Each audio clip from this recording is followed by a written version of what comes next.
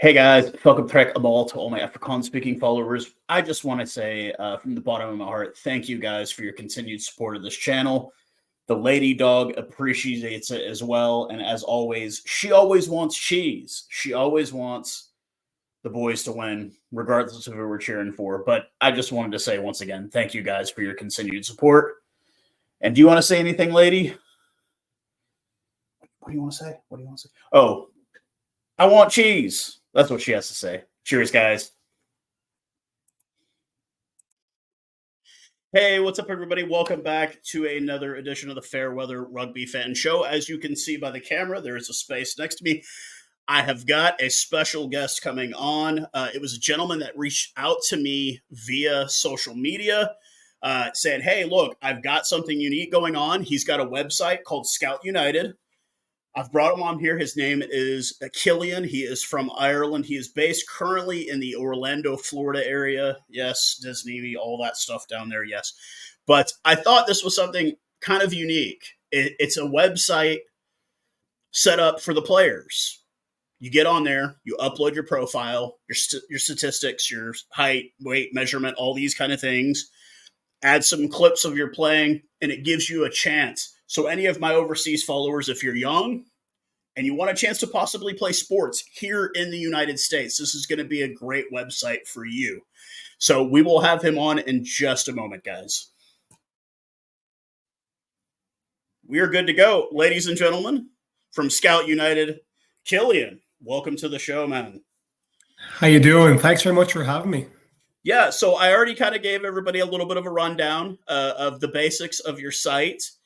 So why don't you tell everybody out there, kind of like, we know it's there, but what are the whys, the who, what, and the whys behind this? What is kind of the background behind this? Yeah, so look, the background is all about opportunity. We talked a little bit before the show started that, there really isn't an opportunity, a platform, if you will, for athletes of all abilities to get out there, get noticed, get scouted. So the website was developed in kind of late summer, but launched in November with that in mind. So athletes of all abilities, male or female, across all different sports, can simply just sign up for free, put up their main player bio information, some images, as well as some mixtape or highlights. And that's it. That's the essence of the website. Once you're on it, then you're noticed to be scouted. There's some other features on the website that I'm sure we can talk about later on. But the why was essentially to give those players an opportunity who may not necessarily have one to get noticed. I understand. Used to be a rugby player. What position did you play, man? Okay, so I grew up playing 12. I was a bit of a crash merchant. And then I would say puberty hit and all the guys got taller than me. So I got kind of pushed out further and further. By the time I got to university, I was playing scrum half. And then kind of fancied myself as a fly half when I moved to the States, and played a little bit at 10 as well. So Where did you play here domestically? Did you just play club rugby here in the States?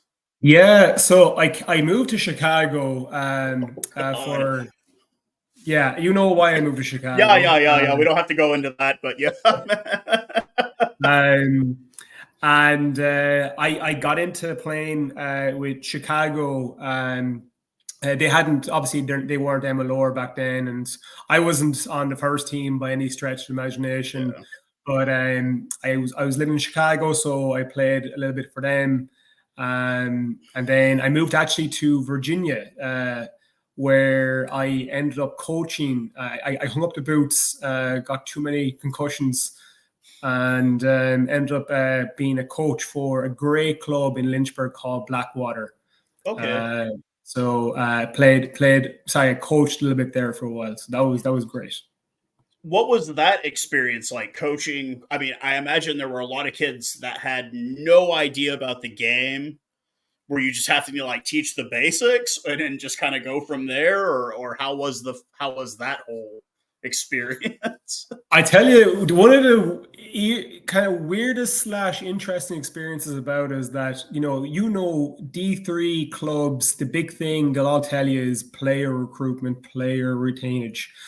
I found myself kind of, I would say, creepily staring at young men more than I should have, thinking, there's a second row in that person. That guy would be a great blindside flanker.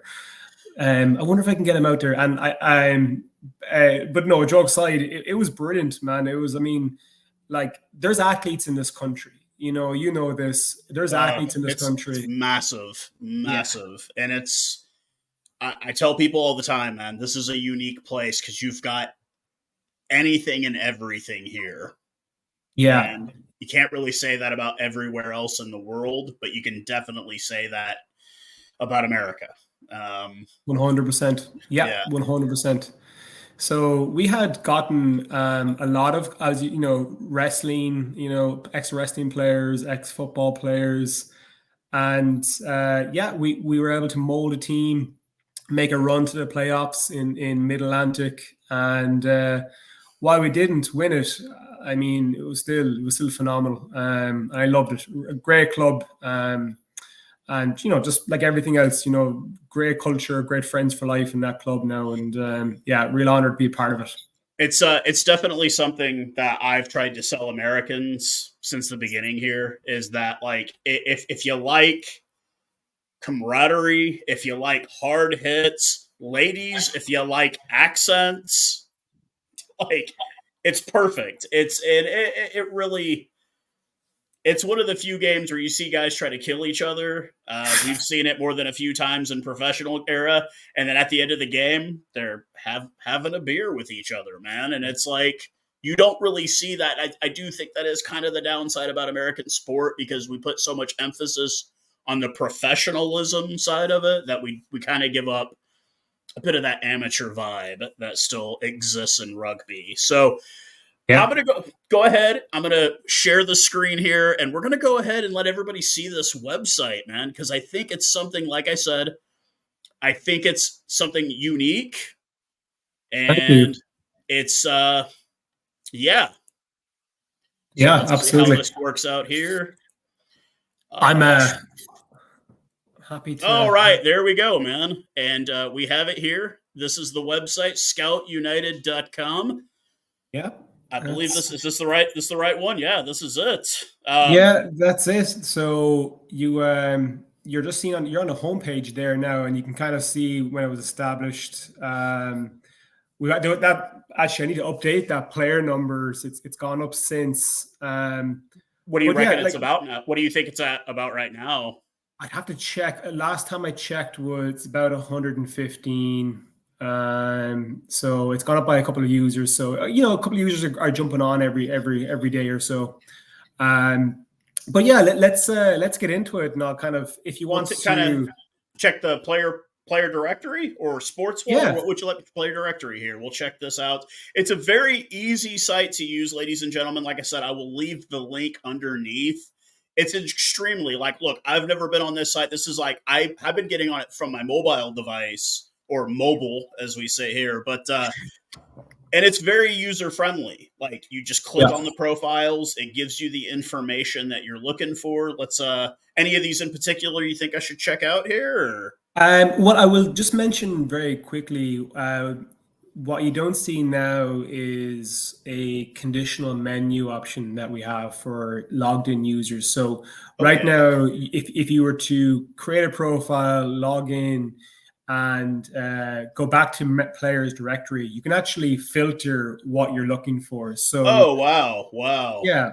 If you're looking for an American female rugby player, you put in that filter, and you'll get the players. So when you don't log in and just jump to players directory, you just have all of the players as it's shown on the screen, Keith. But yeah, let's jump into one. I'd like to give a shout out to the very first user, a guy called Alonzo Meyer. You're probably gonna have to scroll. There he is. Yeah, there you go. Yeah, we'll check out his profile here. Alonso played actually underage for the Golden Lions. He's a South African. We've got a lot of South African Afrikaans players. and English, yes. Yeah, 18. so these are the kind of things that we ask our users to populate. Now, none of these are prerequisite mandated, but the more information you give, it's easier for potential scouts to understand more about you. And I think one of Can the you main make things, videos too? Right on. yes, Yeah. sir. And then Yes, sir. Instagram links. You can check out his social media. And this Hmm. is very, very user friendly, definitely. Yeah, so when you sign on, you get directed to your own profile where you edit basically those player bios. So it's important for team scouts organizations to know when you're available. It's not it's useful information for them to be able to understand your availability as well as actually your eligibility as well. We talked about this prior to getting on the show. Some of the actual that's actually my partner Elizabeth. She was one of my beta testers, so Oh, she's not right. looking to get scouted. Yeah, I mean, but it's like I said, it's a very easy website to navigate. Thank you. And that's what I'm saying. For those of us who are you know, I'm no spring chicken anymore. I'm in my 40s, man. I have a bald spot. So we're not really the most technically sound people in the world. I mean, I use an app to do all of this stuff, but like you make it to where like people who just have basic computer skills can get on here. They can look for what they're looking for. Hmm. You sign up. There's no charge. You sign up, and you can look and find, hey, maybe I see a basketball. I need a basketball player. I'm a Division 3 coach. I need a Yeah, basketball player, and you can get on here and find one, and it's something that I think is lacking, unfortunately, in the sports world here in the U.S. Is user friendly things. yeah, I For agree. I agree. those of you who know my background, I'm an ice hockey guy. We have stuff like elite prospects, very detailed, but it's almost like Wikipedia. It can be edited and altered by anybody. This is like you're giving the power to the guys to promote themselves. So Absolutely. it's not just an agent trying to make a buck. And I mean, you have everything on here. You have rugby, you have football, soccer. It's Yeah. football and American I football. call it football, yeah, but I'm slowly getting indoctrinated. I'm calling it soccer slowly and slowly. I mean, you even got Canada's national sport on here. Let everybody know Canada's national sport is not actually ice hockey; it's actually lacrosse. So Is it? I didn't know yeah, that. yeah, yeah. Look, box lacrosse particularly, and which is Right. starting to kind of take a hold here a bit. I mean, we've got a lacrosse player here. You've got a little bit of everything, and I'm sure even field hockey. I mean, it's a sport that hasn't It's really taken. huge. Yeah, it Yeah. hasn't taken hold here yet. I mean, obviously, for those of you who know me, I have a secondary channel where I cover cricket because we have professional cricket here now, and I want Americans to understand why 1 billion Indians love that sport.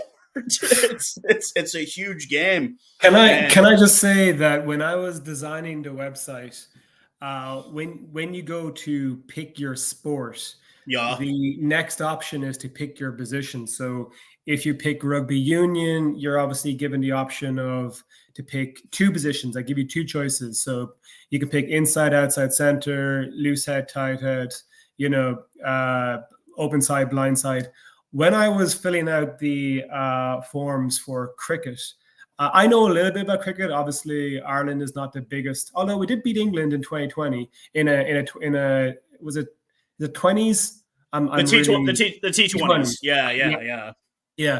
yeah. I did love the positions. A gully. So it is customizable, right? So you're able to basically, depending on what sport you play, you are able to then go ahead and select the position that you play in that sport. And like I said, once you're logged in, you're able to actually then search specifically for that sport, that person. It just helps you Well, you know navigate. what? Since we're right here, I'm gonna go ahead and try and sign up for one of these, man. All So right. we can get the login version here. I don't care if any of you guys see my email. You already know what it is. I got to register here. Yes, sir. Because, I mean, you keep talking about the log. I'll go ahead and set it up here. We will do my legal first name here. Yes, everybody, you know what my legal first name is now. Social security, No, your no, visa no. number will also be. Am I joking? Yeah, it's entirely free, Keith. We'll never ask for a single payment. You've got talent agencies, scouting websites that are eventually going to be behind paywalls. This is just like LinkedIn for sports. We're not a scouting agency. We don't represent the players. We're not here to earn a Oh, book. wow. Our job Wow. here, is just basically to give you guys a platform. And really, honestly, it'd be amazing if somebody on my website got picked up and got scouted, or at least got an opportunity to trial. Then you're just, that's music to my ears. Oh, man. Yeah, you've got all of it here. So we'll just try rugby just for obvious reasons. All right, let's do it. And let's do South Africa, because obviously, you know me. Oh, wow. And everything it filtered everything. He was not lying, folks. It filters that easily here. And then let's see if are there any more filters, or is that about as good as can you search by position, or is it just going to give you? You can search by name, so that you can go, but there's no additional search on the positions. Not yet, anyway. That could be a feature down the line. Let's see here. Another Safa boy here, of course. They're pretty good at rugby. Week. Oh, sevens player. You seem to see a lot more of the sevens players coming here to the U.S. for obvious reasons, but here I'm just going to get curious because I'm going to change. Yeah, I mean, I would be interested. You know more about South African rugby. Actually, I got to ask, who's your South African team? I am so. Okay. Was the Lions supporter when they had Foth and Elton Yankees, when they made the final against the Hurricanes in Super Rugby. Yeah. Then I became a Stormers supporter because they had like Eben Etzebeth, Khaleesi. Yeah. But my roots and everything, I am a Bulls fan. Good win last weekend. Oh, man, that was I think it is something we probably do have in common. I hope I don't care who's playing England. Whoever it is, I want them to beat England at everything. It is a bit of sentiment that I have shared. I did get eaten alive during the World Cup by your Irish fans because I called out. I said, "Hey, man, how come you have so many non-Irish born players on your team?" Yada, yada, yada. But then they jumped back on my side because I was like, you guys are going to make the final. We're going to play you guys in the final. And then you lay a goose egg against the worst All Blacks team in history. And I felt so bad for Johnny Sexton. I felt bad for Bundy Aki, who was playing out of his mind this entire tournament. Out of his mind. It's ridiculous. I mean, so like I remember 99, we lost Argentina. I remember 2003, we lost Australia. Yeah. I remember 2007, Argentina. 2011, Wales. 2015 was Argentina again. Yeah. 2019, it was New Zealand, and now New Zealand again. I don't know what it is about it. I like Irish people are superstitious. I think I think we're cursed. I don't know. I was so bad about it that I was like learning Republican chants and everything, man. Like I was all on Ireland Springboks final, revenge for the pool game. But then it's like, then you get the people that are like, oh, Rassie intentionally lost that game so we wouldn't have to play the All Blacks in the quarterfinal. And I'm just like, do you believe that? I wouldn't put it past him. I would not put it past Rassie. So I'll be one of the few Springbok fans that will openly admit this. In 2019, I did not pick the Springboks. No one did. I picked the All Blacks in 2019. Yeah. And it ended up being, and then when it got to the final, I definitely picked the Springboks over it because, like I said, I don't care who it is playing against England. I want them to beat them. It could be Spain playing England. I want Spain to beat England, and I don't know a single Spanish player. I just don't like England. It's just not my thing. You've got really good T English. You did invent the game of rugby. It was just perfected far away from your island.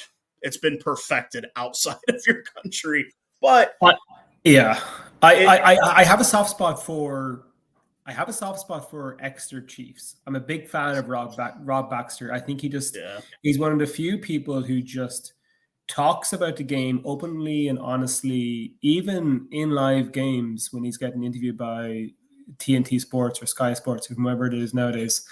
I think he's brilliant, and he's almost what he's doing right now with the rebuild of the Chiefs is admirable. I'm not a Saracens fan, obviously, because of all the cheating they did. But hey, we've got one of your guys now. We got Jacques Nienaber coaching Leinster. yeah, And, maybe that's going to be the difference.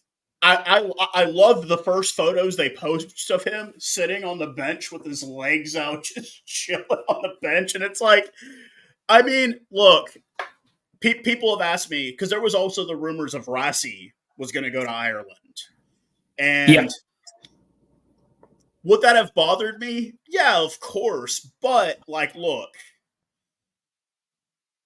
it's funny. I really hate Owen Farrell a lot. Why? I can't stand him. Because I think so in America, he would be called a douchebag. Okay. He's just a pretty boy. I like Johnny Wilkinson. That was my guy. Johnny Wilkinson was my guy. Marcus Smith is my guy. I like those guys. But his dad, as much as I don't like his kid, his dad is a hell of a coach. And I agree. Obviously, we're big. He signed a 4-year. He's going to be there. Yeah, and I mean, like, good on him. Good on him.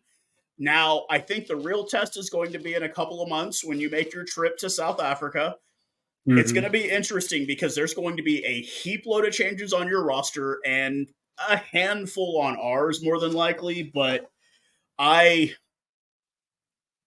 we'll just ask this, since you're an Irish rugby guy. Yeah. When Super Rugby fell apart, obviously I was a bit devastated. I loved being able to play the Kiwi teams. The Aussie teams were a joke. I loved being able to play the Jaguares.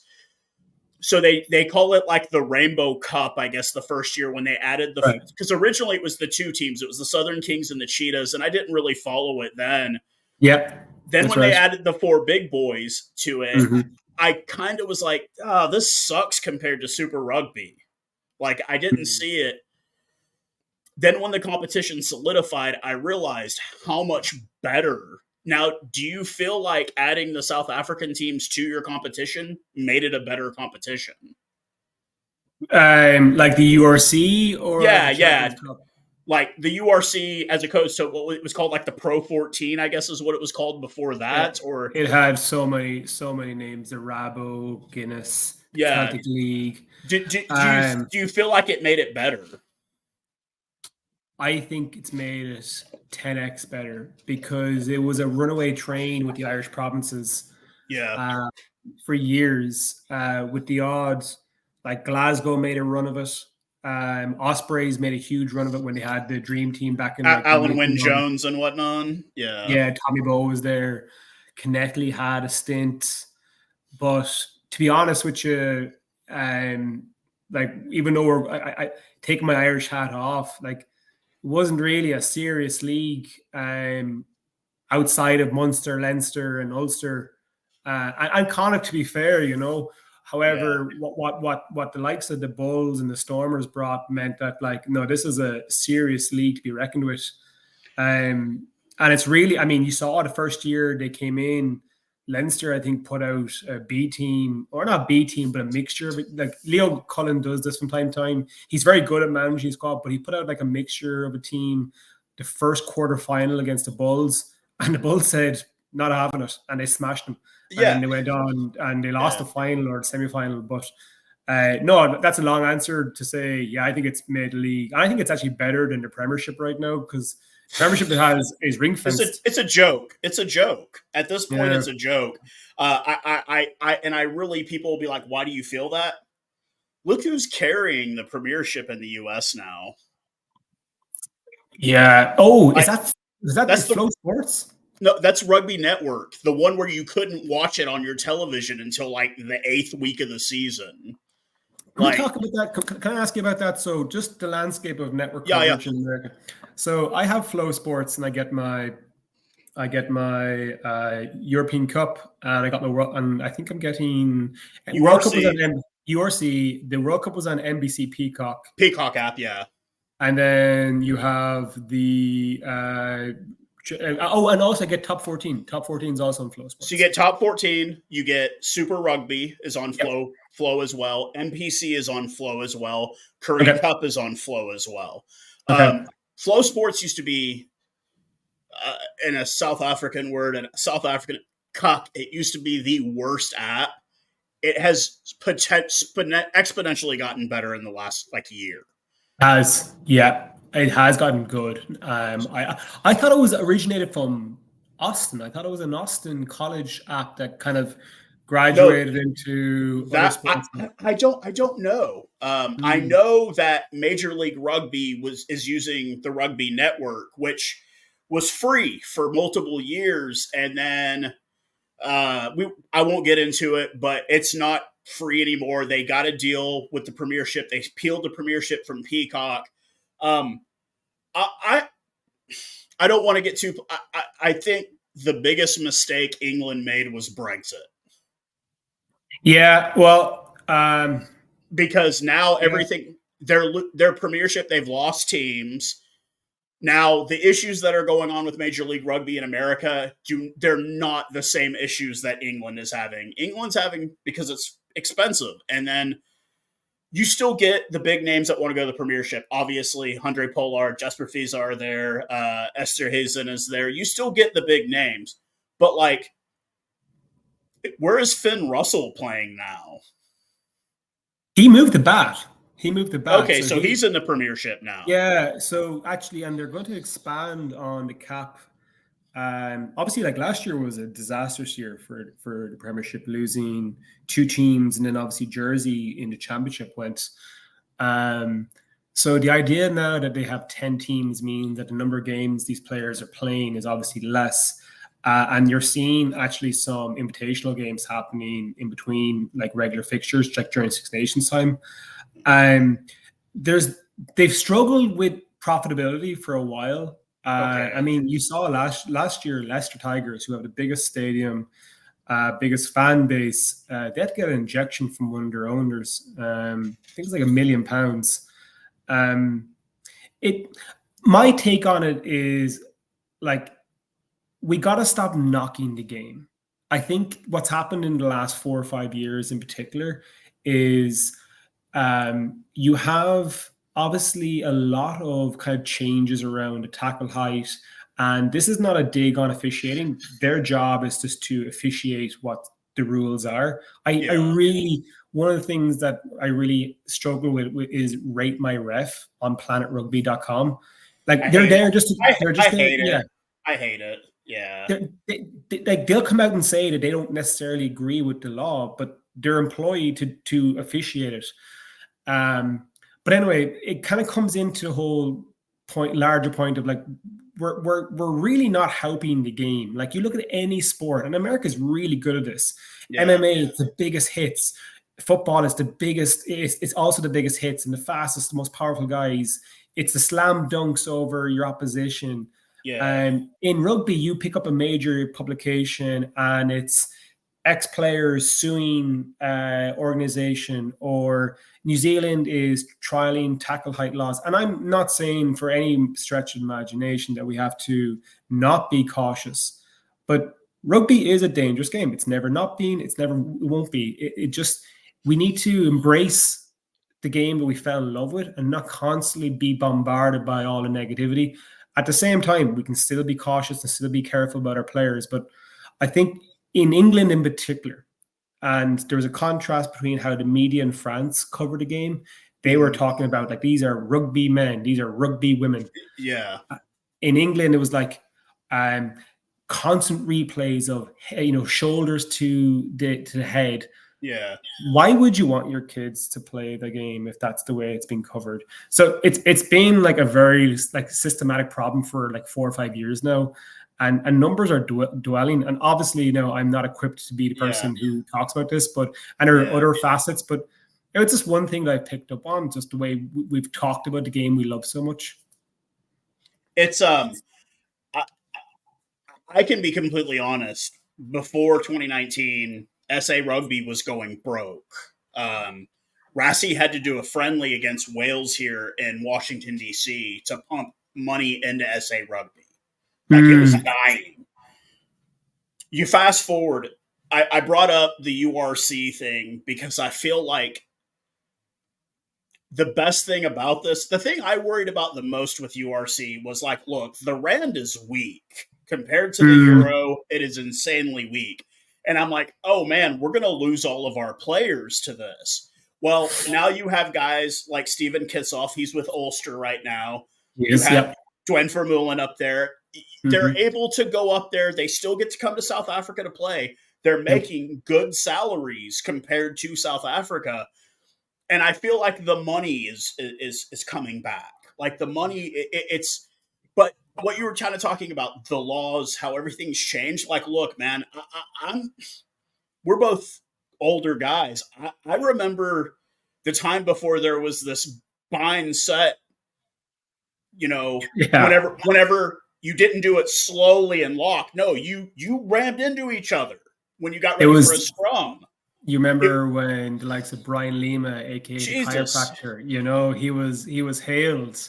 Now it's and it kind of goes back to like, hey, look, like a guy even more recently, a guy like Bucky Sputa, who one of the enforcer. Yeah. I feel like, are the guys getting softer now? Yes, but they're also getting faster. They're getting quicker. The set piece is crisper. Like we gave a trade. We traded the raw kind of farm boy kind of playing rugby for the athlete. We get like the Andre Pollard, or as much as I don't like him, Owen Farrell. He is a professional rugby player. Yeah. I don't know. I mean, I don't know if they've gone necessarily softer, Keith. Like, they're athletes. They're not just they're not, it's not something that like they're not ending their careers looking like they've been in car wrecks now. Yeah, okay, that's a good point. That's a great way. Yeah, I know. I understand exactly where you're coming from. I mean, like, some of these guys would scull 15 pints on a Friday, go out, play a game, and then go farming on a Sunday. And they're just different. It's a different era. Yeah, it's you have nutrition. You have all this thing. Like, you're an athlete now. It's your job. And while I necessarily are the guys weaker? Yeah, but they're also faster. They're also. The pinpoint kicking is amazing. Like, you don't have like, do I think like a perfect example? Do I think Andre Pollard could have played in 1995? No, he would have gotten destroyed. You think so? Okay, interesting. Yeah. Oh yeah, like those, and it's like you go back and watch. You don't even have to go back that far. Go back to 2003 World Cup. Right. And look how much of that would be cardable offenses in 2023. Oh, if 2003 rules applied, well, sorry, that doesn't make sense. If the way they played the game in 2003 was reffed nowadays, you wouldn't have any players left on the field after 80 minutes. Yeah, it would just be. But like I said, the bunker. Okay, this has been universally unpopular, and I even was not like. Institute it 2 years out. Don't institute it 4 months before the tournament. Yeah. Because it didn't make sense to anybody, including me. I'm sitting here on the edge of my seat on some of these games wondering, is this going to be a bloody red card? Is this going to be a yellow? What's going on? Like, we're giving the power to the TMO. That's what we're doing. We're giving the power to the TMO and taking it away. And then you wonder why people don't respect the referees. It's because they're not it's a TMO calling the game, like it's just. I agree with you there. I like the human error. If you saw a referee this week, was it now Kerry was, I can't remember his first name. He was the TMO actually of the World Cup final. He announced his sabbatical or retirement. He got death threats. He's stepping away from the game. I mean, like at the end of the day, you have to have human element into the game, and this kind of goes back to my point about kind of constantly re-showing the images motion by motion. Let the referee kind of adjudicate the game. If they make a mistake, there's always TMOs, but this thing where it's like over reliant on TMOs, I don't know. There's smarter people than me that need to kind of figure out that, because it's not fun when it takes, and they have sped up the game. It's not fun though when it takes like 4 or 5 minutes to, a knock on happens and you're setting the scrum and then there's a reset and it slows the game down. But like here's where I have a bit of faith. You and I are talking about it. World Rugby knows exactly what people are moaning and complaining about, and they're aware of it, but they're going to constantly they're going to tweak it again. And mark my words, there's going to be something different for 2027 in Australia. My biggest worry, honestly, I don't know if you heard, they are expanding the World Cup for 2027. We're getting 4 or 5 more teams. Okay. And my biggest worry in all of this is, so I was born in the early 80s. I did follow football, soccer. I remember the 86 final. I remember the 90 final. Diego Maradona was the greatest thing ever for that little hot minute there. At this point, FIFA is a criminal organization. That's what it is. It's they got paid for Qatar. They got paid for Russia. You know what I mean? We're finding out that FIFA is a criminal organization at this point. Right. I live in constant fear that that's where World Rugby is heading.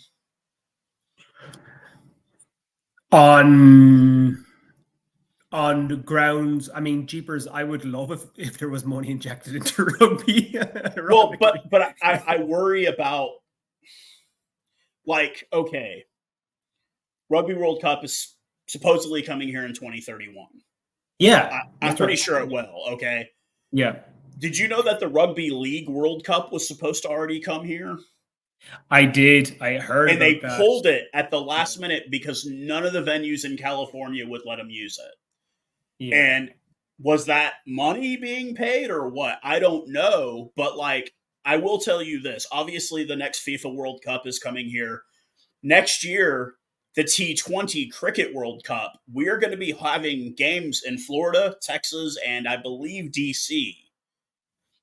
That's is that why MLC started up like a year ago? Yeah.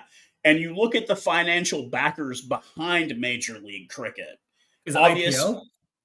They're a big part of it, but the biggest part domestically is the Perot family. Ross Perot, the former president, his son is the commissioner, is the financial CFO of Major League Cricket. He's a billionaire. Wow. He's okay. Hoping he sees, and look, I went to an MLC game this year. It was small compared to overseas, obviously, 6,200 fans. That's good. I think that's good. I'm thinking, like, okay, these are predominantly Asian people. They are particularly tight with their wallets, that kind of thing. Dude, they were selling out merch every single game. Yeah. Yeah, the big names were here. Quentin DeCock, Devin Conway, the big names were playing here. They knew that if we want this to be successful, we can't just have a bunch of nobodies. We got to bring the big names and have them come over here and play. Can I make a point on that, though? Because go ahead. I was chatting to a friend of mine about the big names coming over. Like when Beckham went to LA. Yeah. When Major League Rugby started, you had obviously not the first year or two, but like year 4 or 5, you had the likes of Mananu go over to Legion. You had Rob Shaw with the Legion as well. Chris Rob Shaw. And We had then who was a guy up in New York, the scrum half that used to play for Andy Ellis. Andy Ellis, the scrum half. Yeah. You had Beast after the 2019 World Cup. He played a couple of games with DC before COVID started. Yeah. And look, Ben Foden, of course. Ben Foden, New York. Yeah. And we're going to see some more coming this year. Apparently, Charlie Faumuina is coming here. There's rumors of a couple of other guys. But, like, the problem I have, like, I've well documented my falling out, not just with my local side, but with the league as a whole, is that for every one of those guys we get 20 plus stories of guys who've gotten hurt and got stuck with medical bills, got screwed out of their contracts. We just had a dispersal draft for the 2 teams that folded. Less than 50% of the guys got picked up. What are we doing? Yeah. So like I have two takes on this. The first take is the simplistic take in that it's growing pains. MLS went through this, and we're not even 2018. We're not even 5 years in, right? So no, this will be the sixth or seventh season coming in. 6 or 7, okay, yeah, not even double digits. But the other thing I struggle with is the idea of attracting a marquee player. I don't think so let's say you're in Salt Lake and you're not a rugby fan, and you hear that the Warriors are starting up and they're going to partner with Real Salt Lake, excuse me. Do you care that an ex-Springbok, Wallaby, or Irish player is joining that team? If for an average rugby American fan, now this is back way then, and maybe to a lesser extent now, you're just happy that you have a pro team. I don't think it was necessarily the right marketing decision to go out and get the big name player, because if you're a rugby fan, you're just delighted you got a pro team. Was it really necessary to have a kind of a large expense dedicated to one marquee player when this is not like soccer where the global game is already known? This is a much smaller sport. So my thing was that I didn't think that was necessary. No, this is not a slight on the Rob Shaws. They got to do what they got to do, but I just didn't think it was the right allocation of resources to go and spend all that money when, to be honest with you, if you're a rugby fan, you're just going to go out and see a team anyway. And if you're not a rugby fan, no offense, but Ben Foden's not going to attract you to go and see a game in New York. If you don't know rugby, you don't know who Ben Foden is. So it's so, like, for me personally, the issue that I really had to take a step back was, okay, I watched the USA Eagles beat Blair Kinghorn, Stuart Hogg, Scotland. Texas, in Houston. I was at that game. Yeah. And you look at that roster. You look at the starting roster, the 23-man squad for the USA, and it was a lot of the same guys that were on the team 4 years later. But then you looked at where they were playing. They were playing in the Premiership. They were playing in Ireland. They were playing in France. They were playing overseas. You take those same players and you have them play an MLR, and they can't even beat Chile. Like, I don't feel that this league is strong enough to support a national team yet.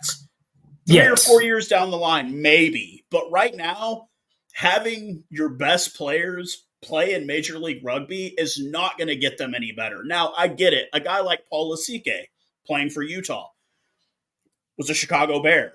He goes to the Premiership. He's not getting any playing time. He's over the age of 30. Of course he's going to come here and play. But if you're a guy like AJ McGinty, the Irishman, fly half for the USA, he ain't coming to the MLR. No, he's going to stay in the Premiership. He's going to stay with the Sharks because guess what? He's good enough to play for them. Right. And that's the problem, is that, like, and you have a website. There is untapped talent in this country, ladies and gentlemen, in every discipline, every sport. I think the future for USA at the moment, Send those boys abroad as much as you can. Send them abroad. Bring them back bring them back at test time. They'll be ready. They'll have played international. Even if they're not getting any minutes playing, they are training with starting Palms, with starting Irishmen, with starting Scots, with starting Welshmen, with starting Frenchmen. It's making them better rugby players. Can you imagine? Here, by the way, to that. Can you imagine some, rural 18-year-old from Arkansas, 6'5", just going down and playing NPC or even playing AIL for a year and like just learning that trade? It would be huge. I've really enjoyed this chat, but to bring it back on the website, like just to give those players a free opportunity to get picked up and get noticed, and also for teams and organizations, there's no fee for joining up. And I'm telling you now, I've seen them. I've got ballers on that site. I signed up and I didn't have to give any payment information. It is as easy as you said it was. And that's it. Like you kind of say the kid from rural Arkansas. Well, what about the kid from inner city DC or the kid from Haines City? It's a pretty rough patch, not too far from you. That kid who played football didn't get a college anything. Hey, you're 6'2", you run a 3.3, 3.7 40. Yeah. How about you come over here and learn how to play wing? And I tell American guys this all the time. Just as much as women go gaga for the foreign accents, it is actually opposite overseas. The women go crazy for American accents. I'm not 100% on that, but I can say in my experience, yes, they think Canadians and Americans sound a bit dumb, but they like our accent. So, but yeah, it's the opportunity to grow, whether you're an American football player, soccer player, a cricket player, anything. It's an opportunity. You're giving an opportunity, and that's what kids need. They need opportunity. We talk about our past. Our athletic ability only gave us so much opportunity. More so than mine. Mine didn't give me much. Well, but you get what I'm saying. This is providing an opportunity for young athletes. Yeah. And I hope so. Now that we're both done with whatever game we've played, this is our way of giving back. This is your way of giving back. And that's a very noble thing, man. I give you kudos for that. So that's why I had you on here, because I saw that immediately in your page. You're giving back to something that gave you so much. I appreciate that. And I want people to know that it's not just, it's for everyone. It really, it is for that aspiring athlete, but it's also for the communal recreational player as well.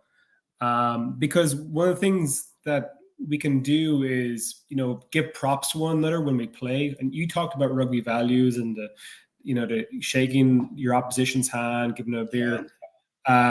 We have that, albeit digitally, on the site as well, where, Kate, if you and I were to play against each other after, I can go onto your profile and leave you a review and say, yeah, play against Keith, great leader on the field, great club man, best of luck in next season. And that helps players, especially who are kind of like struggling with their own kind of like personal well-being. It helps players when other players from other teams give you that props. So it's not just also for players who are trying to make it, to the next level.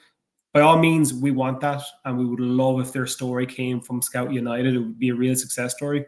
But like I said, it's also open for players who just want to have a community of like-minded players, and then also have the ability to search for other players for free and maybe pick up one or two tips along the way. Yeah, definitely. It's a great site. Thank you for coming on the show, man. This was really a cool interview. It's not something, I haven't had anybody like you on here before, and because I've had rugby players and I've had rugby fans, and it's like, for you, it's like you're a former player, still a fan, but still giving something back to sport. Appreciate that. Yeah, I love the game. Yeah, I absolutely love. I heartbreak of quarterfinals and losing to La Rochelle. But I love rugby. Is that yeah, you can take that off. It's But yeah. no, yeah. It was, like I said, and it's not just rugby; it's youth sport in general. I that's what I learned as an adult. Like, obviously, ice hockey background, all that kind of thing. But like for me, youth sport is amazing. It really is. Like, if a kid's having problems, you get them in sports, and it will clear up a lot of those problems really fast. Whether it's a girl or a boy, it gives them guidance, it gives them direction, and your website gives them an opportunity to not just meet other players, but hey, somebody that might want to give them a shot. So Yep, I hope that's so. kudos for that, man. But yeah, thank you for coming on, Thank you, and Keith. we will continue our communication. Want to thank everybody for watching the episode, and I will talk to you guys again soon. Cheers, everybody.